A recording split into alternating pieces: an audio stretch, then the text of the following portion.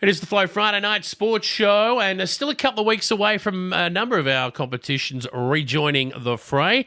A lot waiting for the ANZAC Day long weekend, and Northern Areas is no exception. But that doesn't stop the great Graham Spud McKay from joining us. He is full of information once again. Spud, how are you, mate? Good, Jason. Yeah, really good. Looking forward to the season that's coming up. Absolutely, mate. And before we talk about football, we have to talk about what the people want to know about, and that's the crop report from around Jamestown Peterborough. How's it all looking? Well, we're probably not getting anything at the moment as far as rain goes. So I'm sure that it's like there's so much rain in the eastern states there, and it's not managing to be able to push back east at this stage. But I think if you want my tip, it's probably going to be a bit of a late opening to the season, but I still think it'll probably be okay, but we better not say too much because sometimes it fails to come through. Western Australia haven't had very much at this stage, so that's true.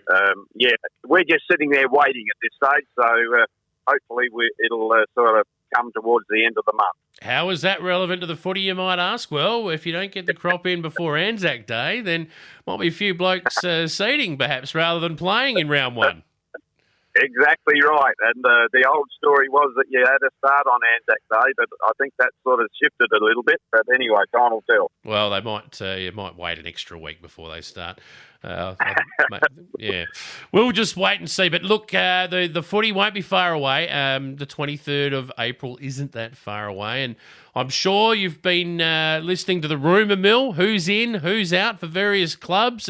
What about your boys? How are Jamestown Peterborough shaping up? Are they picked up anyone?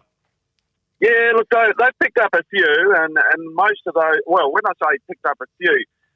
Jake Slade didn't play. He played one game last year, and then his knee blew up. He'd had it done the year before, and he hadn't done the rehab probably as well as what he should have. And he's back, and he looks really fit now. So he's a big in for them, as is probably Nick Rinn, who didn't play last year. But the same reason, he had a crook knee, had a knee done, and he looks really good there now. And then they picked up a Tyson McLean from Walkerville, and the rumour is that he's a fairly handy player, so we'll be looking to see how he goes. Zach Noonan returns from Ross Trevor for them. He's one of their own players. And Brock Grayson is coming in from West Augusta, and Henry Moore returns to them from Sacred Heart. So, you know, they've picked up a few. Henry Moore is a taller one, may be able to help out with the rucking side of it. They probably don't lose very much. Eddie Bray is going down to Keith, one of their smaller players that played on a wing a little bit, and Liam Daly is going to Mitchell Park. So there's not too many outs there, so they pretty much go with what they've got. So Chris Stacey is sort of, they know what his style of game is now, so he can probably get straight into it, and hopefully they'll be fairly big improvers on where they've been the last couple of years. Mitchell Park, of all clubs. One of my old clubs there, Spud, Mitchell Park. Oh, right. Back in the days when they were in the, believe it or not, the Southern Footy League, when they weren't even playing in the Ammos. And I remember going down to Hackham West one day and getting beaten by 38 goals. But that's a topic for another day. Right. So. I hope they've improved on that, or otherwise Liam Daly's not going to be very happy, is he? He might be back quick. But let's talk about your combatants for round one when the time does come. Crystal Brook, they have lost a few. Crystal Brook, yeah. Now, Darren Shillabeer, I think, has gone. I'm not too sure where he's gone to, but he was doing a bit of coaching with them there last year. Braden Kirk has gone to the Adelaide Crows supplementary list. So they lose him, and Harry Mills goes back to BFR.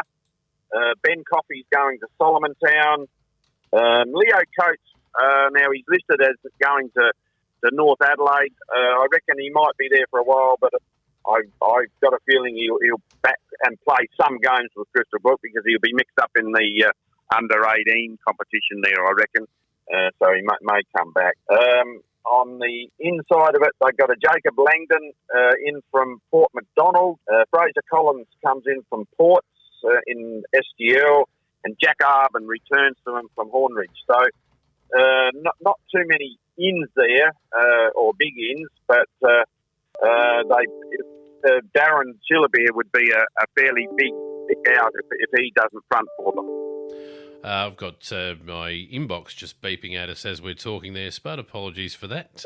I don't need to reply to those emails right now, but I can tell you Darren Chillabeer has gone back to Barossa Districts, I believe, and was very good for them last week. Yeah. Yeah.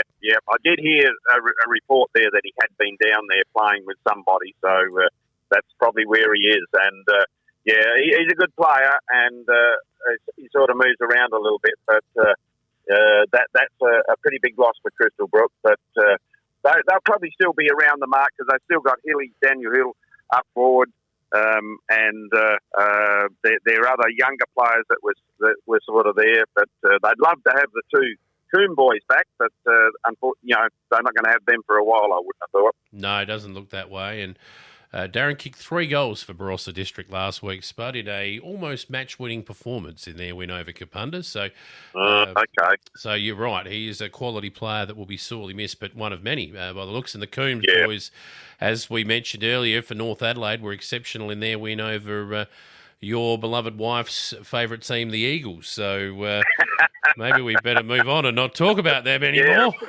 That's enough. Don't say any more. All right. Other clubs, Broughton, Midura, much the same. What's going on there? Yeah, not a lot out. I haven't got there, but they have lost Tommy Whelan, who was a really good. He played well in the back line for him as a centre half back, association centre half back for us. He's gone, and I haven't got any ins at this stage, and probably not going to see a lot of ins, but. They usually they'll be probably similar to what they were last year. We'll just need to rearrange their backline a little bit there, I would have thought. So not a lot to report at this stage, but I might not be up to speed with that. We'll find out in a fortnight's time or 3 weeks' time there when they start. We will. Orroroo will be much the same. They'll keep their cards close to their chest. I think it's fantastic. We get to see Broughton, Midura and Orroroo in round 1 at Port Broughton, if you don't mind. Yeah, now there are a couple of big outs for Orroroo. Patrick McCarthy and Matthew Delmenico are going back to Sacred Heart. So there's a couple of their big recruits from last year. Did a good job for them. Got them the premiership there last year. They lose Will Bowman to Brighton. Connor O'Brien comes in from Old Ignatius. But they'll pretty much be relying on their locals. They've got, like Matt Dignan is still coaching, and he's got a couple of lads there that are very, very handy. They will look at using their younger ones, and they'll get through pretty right, I reckon. Fair enough. Southern Flinders, have they found anyone there that can kick a goal? No, well, not really. Oh, no, hang on. I might be wrong there. That's a good answer. Shane Ballantyne. Oh, he can play, yes. From South Clare. Now, he's one of their players, so he comes in on nil points. Yep. Because he's their player. Now, we'll play centre-half forward, and often he's not a big goal kicker because he sometimes plays too far down the ground, but he certainly, if they can get the ball to him in that centre-half forward position, well, he'll be the one that could sway it for them. They get back Tom Crawford from Broadview, and Vince Ubernick is coming in from South Augusta, and I don't know anything about him, but that's probably their key ins, and their outs are Jackson Bruce and Riley Hennessy. Riley Hennessy is going down to Kapunda, so he may have been playing in that trial game there last week. Yes, yeah. Yep. So, yeah, they're pretty much the same, and I just reckon that they will be boosted by Shane Ballantyne, because as you just mentioned, they struggled to kick enough goals last year. They were good at defending, but couldn't put the scoreboard pressure on the other side. That is true. So, in their round 1 clash, they'll have BMW. Now, what have we heard about these guys? I know there's at least one important out for BMW. Yeah, well, the big out is the 2020 male medalist in Lucas Kanga. He's going up to Maroochydore, but his brother's still going to be Alec, who won the medal last year. He'll still be coaching them. They also lose Peter Silly, and On the inside of it, they picked up Riley Anderson from Ports, Alex Emmett from Port, and Riley Bernhardt from Solomon Town. So I guess the key thing about that is that you're losing a top. He'd be in the top 4 or 5 there when you come to your association players in Lucas Kanga. So it'll be you just don't replace players like that, but it will be interesting to see how they, like Alex Kanga has been coaching there for a while. So again, they know his style of game, and they should be able to fit into it pretty quickly. All right. Well, that's a list of the ins and outs at this point. Obviously, still got a couple of weeks to go before round 1 matches. We'll see if we can find out a bit more and get our tips right in the lead up to that. But Spud, in between now and then, mate, you better make sure you get everything ready to put that award-winning crop in, and I'm sure you got some fat sheep getting around out there at Spudsville as well. Yeah, we got a bit of dust around now, so there's a bit of hand feeding going on, but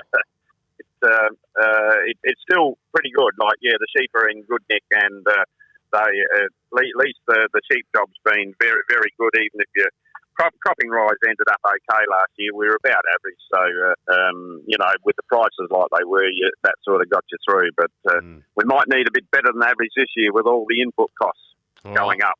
Yeah, well, that is true. So I'll break out the rain dance again in a couple of weeks for you, mate. But until then, good luck and enjoy. Okay, thanks, Jason. Catch you later.